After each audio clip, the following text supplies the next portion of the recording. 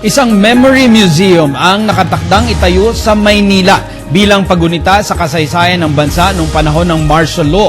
Sa pagbuo nito, inimbitahan ng EDSA People Power Commission ang mga eksperto mula sa Argentina, Chile at Peru upang ibahagi ang kanilang karanasan sa pagbuo ng Museum of Memories. Ayon sa mga ito, ang museo ang magkukwento sa mga kaganapan noon sa martial law hanggang maganap EDSA People Power Revolution noong 1986. Sa pamamagitan nito ay mas maiintindihan ng mga nasa bagong henerasyon ang mga nangyari kahit di nila ito naranasan. So, in the expressing and in the telling of the painful stories, there is healing to be found.